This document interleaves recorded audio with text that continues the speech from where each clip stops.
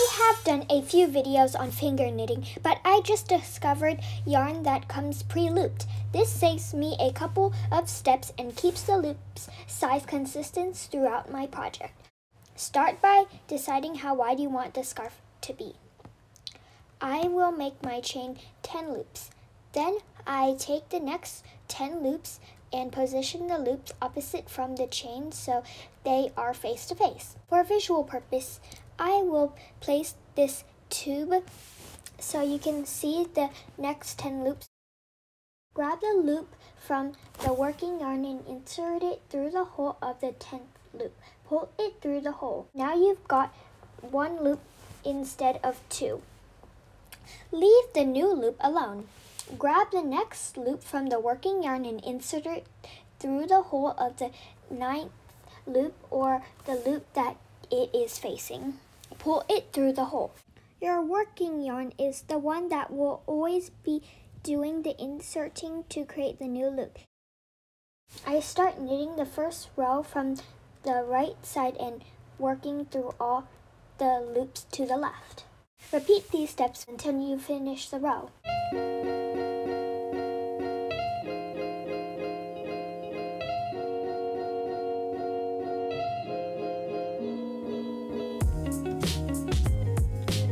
Now I just finished one row. I will continue the next row. Again, I position the next 10 loops from the working yarn facing my first knitted row. Grab the loop from the working yarn and insert it through the hole of the 10th loop. Pull it through the hole. Grab the next loop from the working yarn and insert it through the hole of the loop that it is facing. Pull it through the hole. I will continue the next row by starting from the left and working through all loops to the right.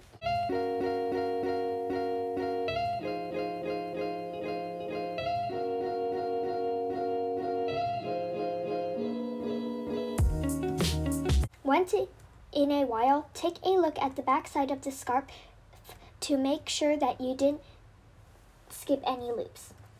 You can see that I have missed a loop, so I will remove what I've done so I can redo that row.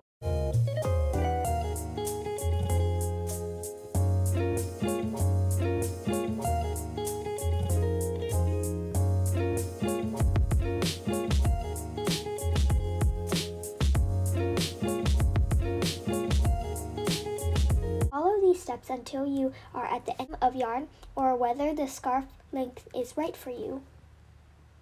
Remember to leave a foot of yarn to cast off at the end. Since I am making my scarf a little wide, I don't have enough yarn for a full-length scarf. However, this length is great for an infinity scarf. I flip the scarf to the back side and connect the two ends together. Face the two ends of the scarf and insert the loop through the stitch directly across from the row. To keep the loop from unraveling and make it visible, I insert the black string through the loop and keep track of it. This step is optional as it is not part of the scarf. It is a visual guide only.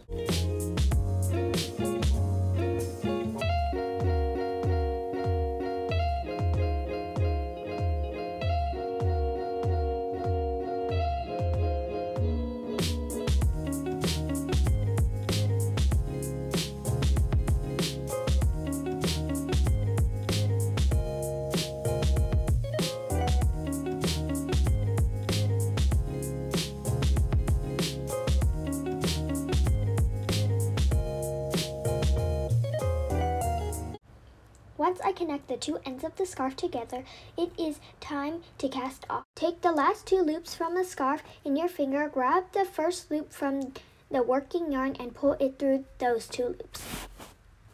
This gives you a new loop.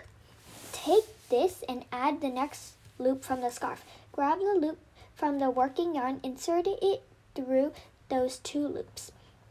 Do this until you reach the end of the scarf. I remove the black string from the loop as I am casting off. If you prefer to make a standard scarf, then you don't need to connect the ends. However, you will need to follow the same instructions for casting off as I am showing in this tutorial.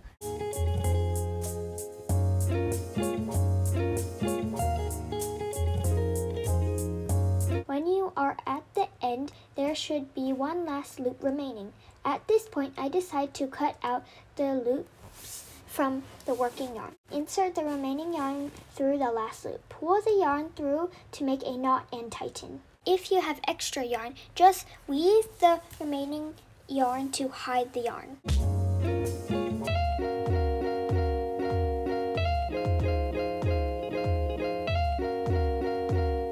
By connecting the ends and casting off from the back side, it makes the front side look very clean. I can't tell where the seam is. Thank you for watching and don't forget to subscribe. Bye!